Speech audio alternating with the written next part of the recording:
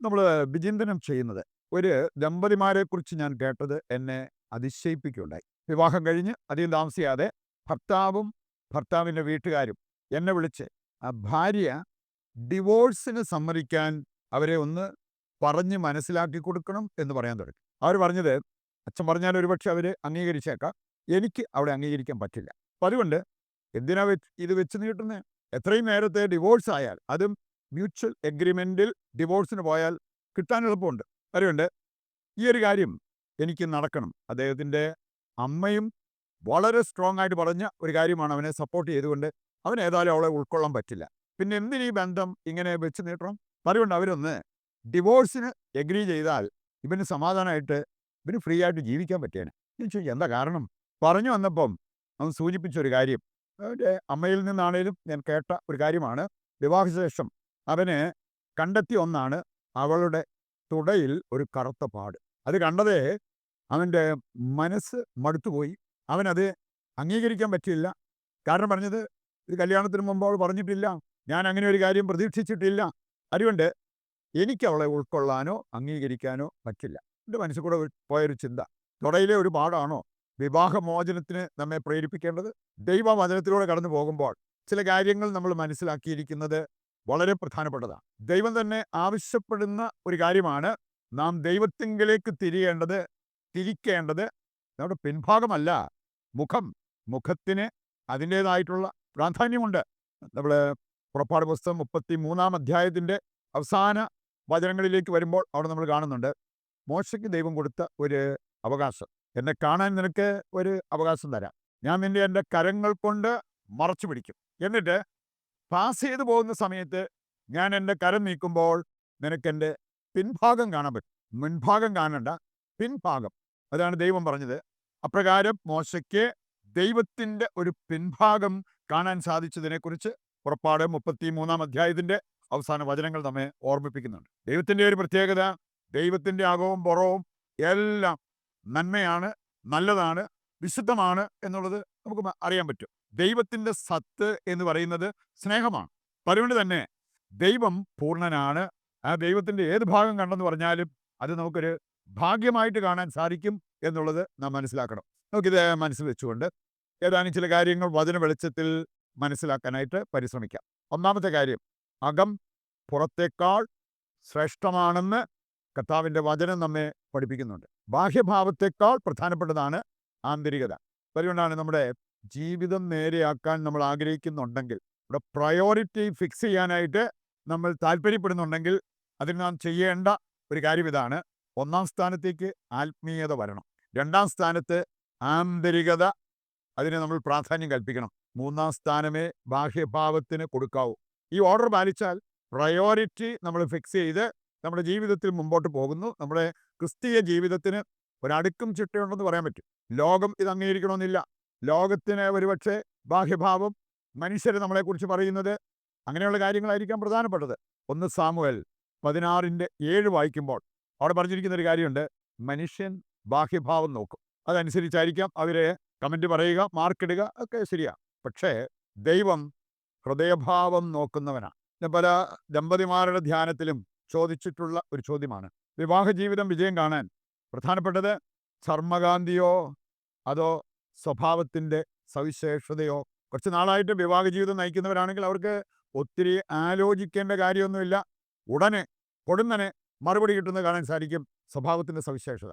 അതുകൊണ്ട് ഇത് മനസ്സിലാക്കാത്തവരാണ് ഈ ശരീരത്തൊരു പാടോ അങ്ങനെ എന്തെങ്കിലുമൊക്കെ കാര്യങ്ങളൊക്കെ പറഞ്ഞ് എനിക്കവരെ ഉൾക്കൊള്ളാൻ പറ്റത്തില്ല, എനിക്ക് ഡിവോഴ്സ് വേണം എന്നൊക്കെ പറഞ്ഞ് പോവുക. മുഖം നമ്മുടെ പിൻഭാഗത്തേക്കാൾ നല്ലതാണ് എന്നുള്ളത് ദൈവം നമ്മെ ഓർമ്മിപ്പിക്കുന്ന ഒരു കാര്യമാണ്. നമുക്ക് കാണാൻ സാധിക്കും, ചില വചനഭാഗങ്ങളിലൂടെ കടന്നു പോകുമ്പോൾ ഈ യാഥാർത്ഥ്യം വചനം നമ്മെ പഠിപ്പിക്കുന്നുണ്ട്. നമ്മൾ ദൈവത്തിങ്കിലേക്ക് തിരിക്കേണ്ടത് മുഖമാണ്, പിൻഭാഗമല്ല. ഇനി എങ്ങനെയാണ് നമ്മൾ പിൻഭാഗം ദൈവത്തിങ്കിലേക്ക് തിരിക്കുന്നവരായി മാറുക? ഏതാനും വചനഭാഗങ്ങൾ എടുക്കുമ്പോൾ അത് നമുക്ക് കാണാൻ പറ്റും. 1 പത്രോസ് 3-ാം അധ്യായം അതിൻ്റെ 12-ാമത്തെ വചനം നമ്മെ ഓർമ്മിപ്പിക്കുന്ന ഒരു കാര്യമുണ്ട്. ദൈവം തൻ്റെ മുഖം തിരിച്ചിരിക്കുന്നത് നീതിമാന്മാരുടെ നേരെയാണ്, പാപികളിൽ നിന്നും അവിടുന്ന് മുഖം തിരിച്ചു കളയും. അതാണ് ദൈവം പറയുകൊണ്ട് ദൈവത്തിൻ്റെ മുഖം നമ്മളിലേക്ക് തിരിഞ്ഞിരിക്കണമെങ്കിൽ നമ്മുടെ മുഖം ദൈവത്തിങ്കിലേക്ക് തിരിക്കണം. നമ്മുടെ ഹൃദയം ദൈവത്തിങ്കിലേക്ക് തിരിക്കണം. അല്ലാതെ പിൻഭാഗമല്ല എന്നുള്ളത് കർത്താവ് നമ്മെ ഓർമ്മിപ്പിക്കുന്ന കാര്യമാണ്. എപ്പോഴാണ് നമ്മുടെ പിൻഭാഗം ദൈവത്തിന് കാട്ടുന്നവരായി മാറുക? 1-2 വചനങ്ങൾ എടുത്താൽ അത് നമുക്ക് മനസ്സിലാവും. എസെക്കിയേൽ 8-ാം അധ്യായം 16 മുതലുള്ള വചനങ്ങൾ നമുക്ക് നൽകുന്ന ഒരു സന്ദേശമുണ്ട്. എസെക്കിയേൽ 8-16 മുതൽ. അവിടെ പ്രവാചകനെ ദൈവം ഒരു ദേവാലയ അങ്കണത്തിൽ കൊണ്ട് നിർത്തുന്നത് കാണാൻ പറ്റും. അവിടെ നിന്ന് കണ്ട ഒരു രംഗം, 25ഓളം പേര് ദേവാലയത്തിന് പുറംതിരിഞ്ഞു നിൽക്കുന്നു. എന്നിട്ട് അവര് ചെയ്തുകൊണ്ടിരുന്നത് എന്താണ്? സൂര്യ നമസ്കാരം. നമ്മുടെ വിശ്വാസത്തിന് നിരക്കാത്ത പ്രവൃത്തികളിലേക്ക് പോകുമ്പോൾ അവിടെ നമ്മൾ ചെയ്യുന്നത് ദൈവത്തിങ്കിലേക്ക് നമ്മൾ നമ്മുടെ പിൻഭാഗം തിരിക്കുന്നു, മുഖം ദൈവത്തിൽ നിന്ന് തിരിച്ചു കളയുന്നു. അതിനുള്ള ശിക്ഷാ നടപടി വളരെ വലുതാണെന്ന് ഈ അധ്യായം വായിക്കുമ്പോൾ നമുക്ക് കാണാൻ സാധിക്കും. എൻ്റെ അവസാനം പറഞ്ഞിരിക്കുകയാണ്, ഇവരോട് ഞാൻ കരുണ കാണിക്കില്ല, ഇവരോട് ഞാൻ ക്ഷമിക്കുന്നില്ല. അതുപോലത്തെ അപരാധമാണ് അവർ ചെയ്തിരിക്കുന്നത്. മറ്റൊരു വചനഭാഗം, ജെറമ്യായുടെ പുസ്തകം 17-ാം അധ്യായം 5-ാമത്തെ വചനം. മനുഷ്യരിലും മാനുഷിക ശക്തിയിലും ആശ്രയിക്കുന്നവർ ശപിക്കപ്പെട്ടവരാണ്.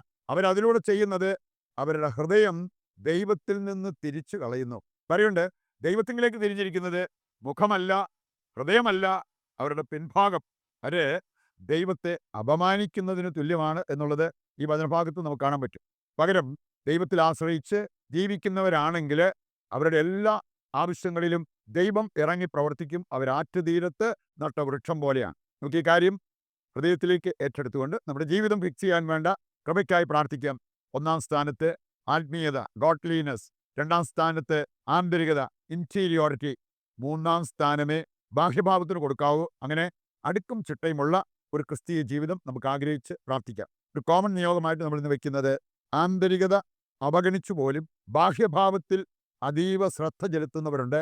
അവർക്കൊരു തിരിച്ചറിവും മാനസാന്തരവും ഉണ്ടാകാൻ ദൈവത്തോട് പ്രാർത്ഥിക്കാം. സർവ്വ നന്മകളുടെയും ഉടയവനും ഉറവിടവുമായ ദൈവമേ, അങ്ങയുടെ വചനം ധ്യാനിച്ച ഞങ്ങളെ വചനം ജീവിക്കുന്നവരും ആ വചനം പ്രചരിപ്പിക്കുന്നവരുമാക്കണമേ. വചനം ആദരിക്കുന്നവർക്ക് ഉത്കർഷം ലഭിക്കുമെന്ന് വാഗ്ദാനം ചെയ്ത ദൈവമേ, ഞങ്ങൾക്ക് ആവശ്യമായ സന്തോഷവും അഭിവൃദ്ധിയും ഞങ്ങളുടെ മേൽ ചൊരിയണമേ. ഞങ്ങളുടെ ഉദ്ദിഷ്ട കാര്യങ്ങൾ സാധിച്ചു തരണമേ.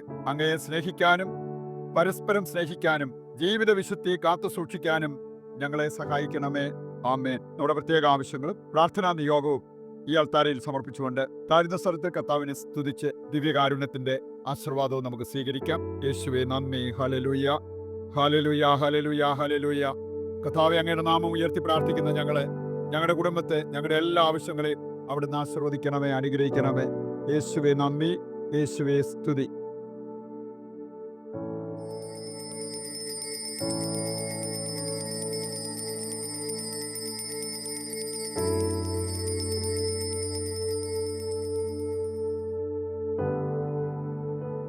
പരിശുദ്ധ പരമ ദിവ്യകാരുണ്യത്തിന് എന്നേരവും ആരാധനയും സ്തുതിയും പുകഴ്ചയും ഉണ്ടായിരിക്കട്ടെ. ദൈവം അനുവദിക്കുന്നെങ്കിൽ മറ്റൊരു എപ്പിസോഡുമായി നാളെ വീണ്ടും നമ്മൾ ഒന്നിക്കും. ദൈവം നിങ്ങളെ സമൃദ്ധമായി അനുഗ്രഹിക്കട്ടെ.